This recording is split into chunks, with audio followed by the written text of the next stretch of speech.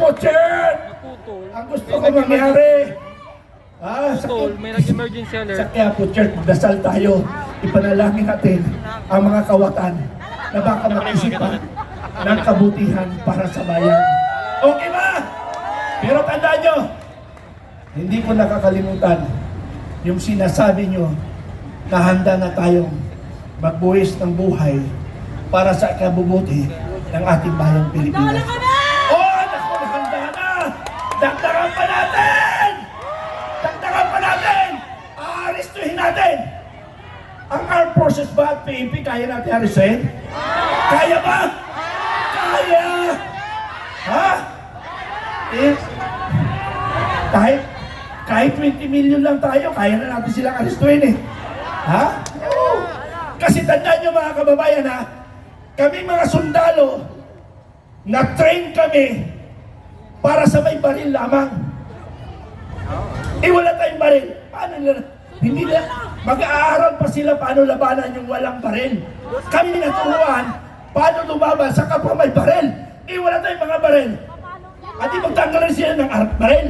Di ba patas ang laban? Suntukan na lang! Suntukan na lang! Oh, suntukan na lang! Tingnan natin ang tapang nyo! Ang tapang nyo lang dahil inyo ang sandata! Pero huwag nyo kami bigyan ng sandata. Dahil ayaw namin na kapwa Pilipino nagpapatayan. Tama hindi! Ayaw natin yun! Ang gusto natin sa malinis sa paraan sa utos ni Allah ng ating Panginoon. Ha? Utos ng Panginoon yan. Pero ano natin? Aristuhin! Aristuhin! Aristuhin! Aristuhin! Aristuhin! Aristuhin natin ang magnanakaw. Okay, maraming salamat at maraming pang tagapagsalita.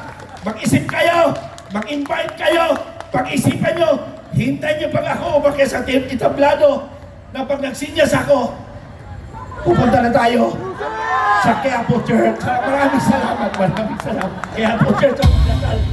Ayan, maraming salamat! Ang Teddy Bear ng bayan na matapang kasi dumating na ho yung asawa niya. Kaya bumaba na siya. Ayan! Buhay pa ba tayo lahat? Siyempre! Diba? Ngayon, sumayaw tayo sa kalagitnaan ng ulan! Ibalik natin ang banda Pure Sound.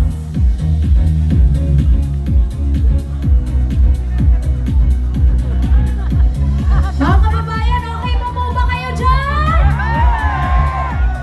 Ayun, rain or shine tayo. Ito, para sa aming kanta. Support na ito. Salamat tayo ha. Kung alam po ninyo ito, for sure. Salamat sir ha. Sabayan niyo po ako mga kababayan. Let's go! Kuya, lusog na tayo sa Quiapo Church. Sa Quiapo Church. Baka ulihin na ako.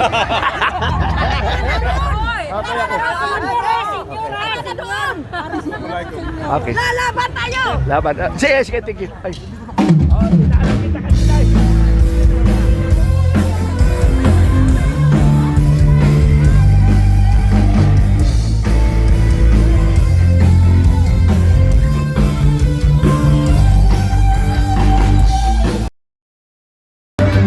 Yung aming Teddy Bear ng UPI. Si Corner Medran. Hello! Hello! Hindi ako matapang ha. Tapos na yung tapang ko. Ngayon, iniika-ika na nga ako. Pero para sa kalaman ng lahat, mga kababayan ko, mula 14 anyos ako, 13 anyos ako, ay naglingkod na ako sa bayan. 13 anyos! 14 anyos ako, nakipagpatayan ako! Gustong umagaw sa demokrasyang gobyerno! 14 anyos ako, 3 araw, 3 gabi, bakbakan kami. Sa UP, Maguindanao. Pero tapos na yun eh. Senior na ako ngayon. Pero lumalaban pa rin. Di ba? Lalaban tayo! Laban na tayo! Hanggang kamatayan! Laban tayo! Ilakas! Ilakas sa sambayan ng Pilipino!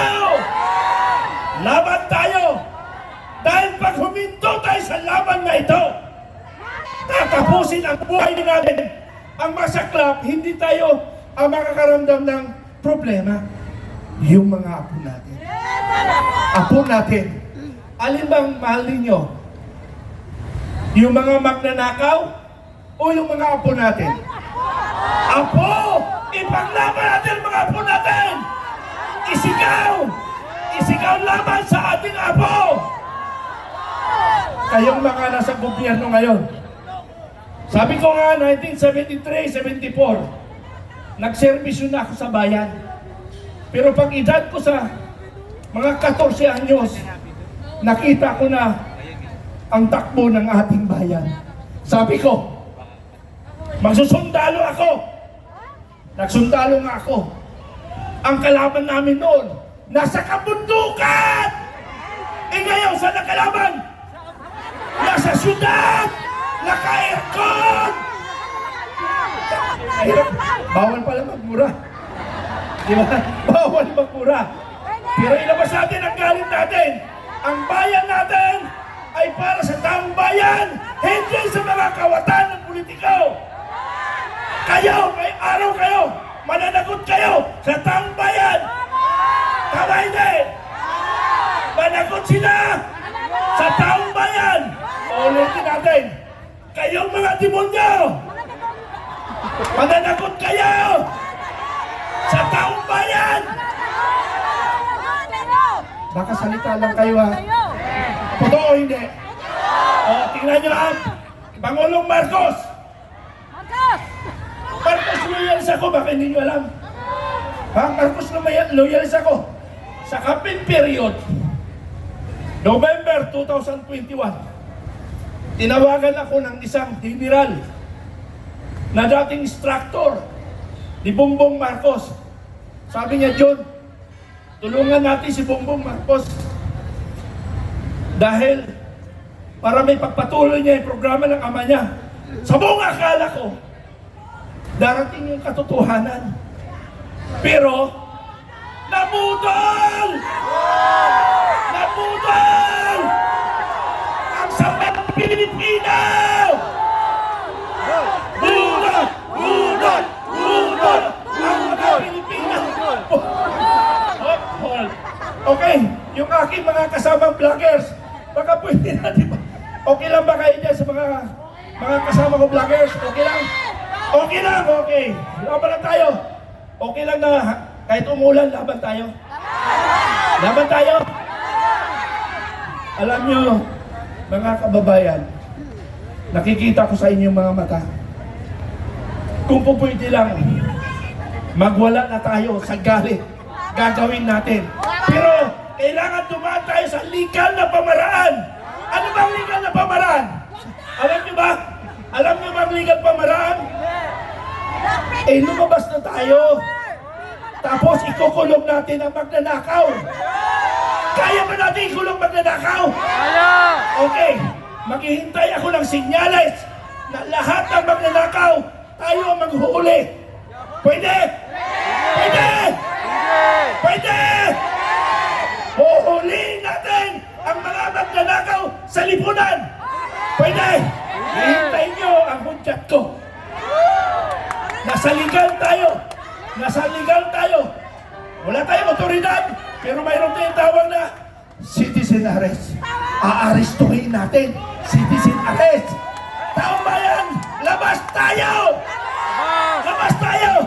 Kayong mga nakikinig ngayon, panahon na magkaisa tayo para sa sambayang Pilipino, sa ating mga kababayan na nilalapastangan na tayo, tinatarantado tayo. Ang masaklap, ginagago tayo. Tama hindi? Kasi ang akala nila, sila lang may alam, tarantado! Ha? Hindi tayo pinangalang kahapon. Ang alam mo sa totoo lang, ang masakit para sa atin, para bang ginagawa tayong tanga? Wala tayong alam. Mga tarantado kayo! Hinawakan nyo lang PNP at saka PFP! Pakawalan nyo yan! At kami mag-aresto sa lahat na magnanakaw. Ano na? Hindi, sandali lang. Mag-iisip mo muna ako. Hindi pwede. Hindi pa. Hindi pa nakahanda yung iba. Yung iba nasa CR pa. Nasa CR pa iba. Baka may nila. Pag naka-CR, nakapabang hindi siya makatakbo, hindi makalaban. Apurado. Apurado. Apurado kayo. Pero tandaan nyo, mag-iisip ako para sa citizen arrest. Tandaan nyo yan, mga kababayan. Huhulihin na natin ang mga magnanakaw. Okay, ang dami ng tao doon. Hindi na mabilang ang tao. Ito pala. Citizen arrest. Nako, delikado. Hoy, Pangulong Marcos! Maya ka naman! Maya ka, Pangulong Marcos! Sa Canada, ikinahiya ka! So mga kababayan, pwede ko na sanang ikuman ito. Pwede na kayo ikuman ko? Papunta tayo!